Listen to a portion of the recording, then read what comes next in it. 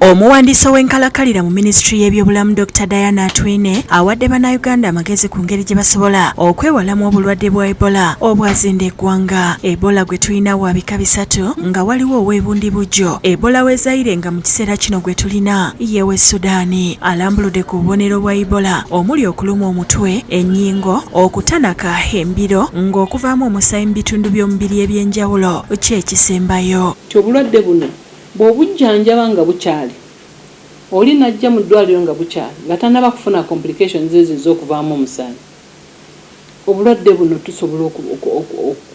osobola okujjanjaba n'owona, kubanga ekitta abantu dehydration, amazzi gamuggwamu.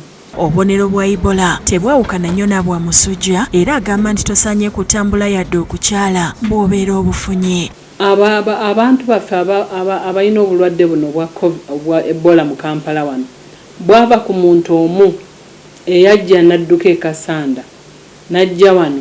Agamba nti obulwadde bwa Ebola mu Kampala bwava ku muntu eyakyala mu famire emasanafu ekyaviirako n'abaana okuva mu nnyumba eyo okukwatibwa obulwadde buno. Nga family members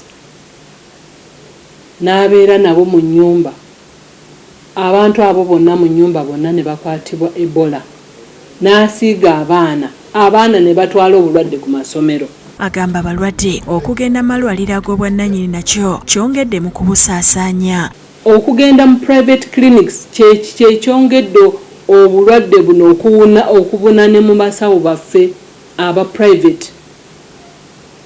Okugenda mu clinics mu kifo ky'okugenda mu ddwaliro eddene ne bakwa isolating ne bakuggyako sample ne tukebera mangu n'omanya ate kyekituleetedde obuzibu. Ebola asaasaana kasita obubonero butandika okulabika nga busaasaanira mu ntuuyo, amalusu n'ebirala nga bwannyonnyola. So okusiiga, omuntu asiiga ng'atandise okufuna obubonero, okusinga omusujja, okuseseema, okuddukana. Okwewala okukwatibwa Ebola nyiikira okunaaba mu ngalo. Ndigambye nti ku buno obudde tukozese nnyo mobile money, kubanga mobile money tewali risk. Seekwatako nendi ekintu oba either nenaaba straight mu ngalo ne sabbuuni n'amazzi bulungi oba nenkozesa sanitizer.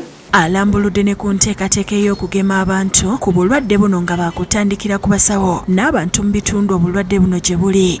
Tulina vaccines 3 ze tugenda okugezesa nga zonna zitagetinga Ebola Sudan.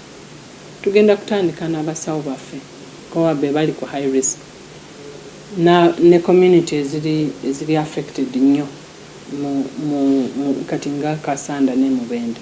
Asabye abazadde okulabirira abaana baabwe okulaba nga tebakwatibwa bulwadde buno ate bwe balaba abantu abalina obubonero bwefaananyiriza obw'Ebola batemye ku basawo nga bayita ku nnamba ezitali za kusasulira. Abantu babeere nga banaaba mu ngalo buli omu ayingira, oba bw'oba tosobola kunaaba mu ngalo kozesa sanitizer. Buli omu yenna ayingira mu kizimbe kyo, buli muntu yenna ayingira mu kizimbe kyo manya temperature y'ebweri.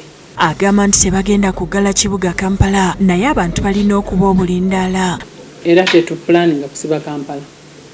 Twagala buli omu aba transport bw'oba oli bus operator bula temperature gun, traveler yenna ajja omukebere, bw'aba nga omusujja omuteeke ku side omugamba agwe tetujja kutwala katugamba abasawo bajje bakutwale. Asabye abakulira amasomero ne bannannyini bizimbe n'obutale okukebera abantu ebbugumu ly'omubiri. Twandyagadde abazadde abava mu Kampala, Wakiso ne Mukono okugenda okukyala mu masomero, okukyalira abaana tugira tukireka.